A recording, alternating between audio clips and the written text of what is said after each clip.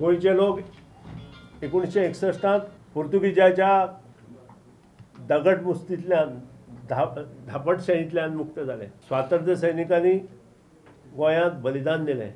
I am proud to say that freedom fighters helped Goa to liberate in 1961, whereas today I understand that the Portuguese Prime Minister is arriving Goa on 11th.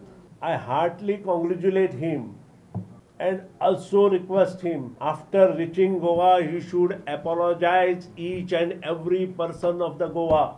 The way Portuguese destroy Goa, their temples, their bridges, while going to Portugal in 1961 beginning.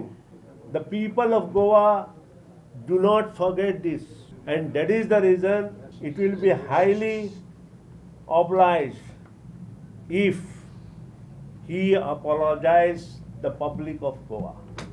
I request him, after arriving in Goa, he should first apologize the public of Goa regarding the action taken by Portuguese in the beginning of the year December 1961. Protest by MGP on his arrival. See, being a son of the soil, the person who is arriving in Goa, we should not protest against. We also congratulate MGP, also congratulate him.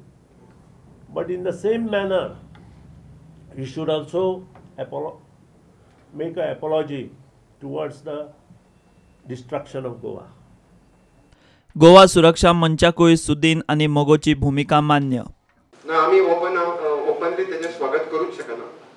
आता केंद्रान त्याने केंद्राचो guest आसा तो, आणि त्यामुळे आम्ही स्वागत करू शकना आणि इतलेच त्याच्यात प्रतिक्रिया देऊ शकता. ढवळीकर बाबांनी सांगला की आम्ही त्यांनी माफी मागची, इतलेच.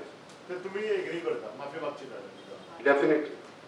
कोस्टा झालेल्या याला जबाबदार प्रत्यक्षपणे आहेत असं आम्हीही मानत नाही. नवी पिढी पोर्तुगालमधली त्याला जबाबदार आहे असंही मानत नाही. पोर्तुगालशी आंतरराष्ट्रीय स्तरावर संबंध जोडू नये असंही आमचं म्हणणं नाही. परंतु झालेले अत्याचार जे भूमीवर आहेत ते या सुपुत्रांनी सोसलेले आहेत. त्याच्याबद्दल कुठेतरी त्यांनी माफी मागितली पाहिजे सगळ्या गोमंतकीयांची असं वाटतं. बाटवीचे प्रकार, इन्क्विजिशनच्या कोर्टमुळे आणलेले सगळे अत्याचाराचे नमुने, या सगळ्यांसाठी त्यांनी स्पेनची माफी मागितली. स्पेनपेक्षा देखील अधिक कडक असे अत्याचार गोव्यात झालेले आहेत. त्याबद्दल बरंही त्यांनी उच्चारलेला नाही. ही भारत सरकारने त्यांच्याबद्दलची घेतलेली अत्यंत बोंगळ आणि मिळमिळीत बुळबुळीत भूमिका आहे असं आम्हाला वाटतं. हे मायनॉरिटी म्हणत नाहीत, कारण ख्रिश्चन बांधवांमध्ये अनेक जण देशभक्त नागरिक आहेत. पण एक विशिष्ट कंपू, इररिस्पेक्टिव्ह ऑफ कास्ट, क्रीड, कलर आणि कम्युनिटी असा गोव्यात आहे. तो कायम वळवळत असतो इथे. तर ज्या कंपूला खुश करण्यासाठी फॉन्टाइन्स फेस्टिवल आणलं इथे, त्याच कंपूला, तो कंपू आता वाढलेला आहे, तर त्यांना खुश करण्यासाठी, अपीजमेंटसाठी म्हणून ही भेट घडवून ही निवडणुकीच्या पार्श्वभूमीवर आणलेली आहे असं वाटतं. आप म्हणटा लोकतांत्रिक सरकारांच्या राजवटींनी गोयचो बरो वायट इतिहास आता उस्तून कांयच उपेग ना.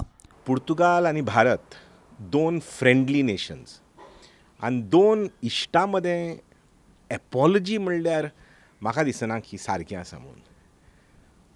हें खरें की गोंय आणि पुर्तुगाल we share what I call a bittersweet history. But to ask for the apology of past events for which this democratically elected Portuguese government headed by Prime Minister Antonio Costa is in no way responsible for, I think is stretching it to the ridiculous. आमचे म्हणणे आसा की we need to fundamentally invest in the dreams of the future rather than keep clinging to the ghosts of the past. Bureau Report Prudent.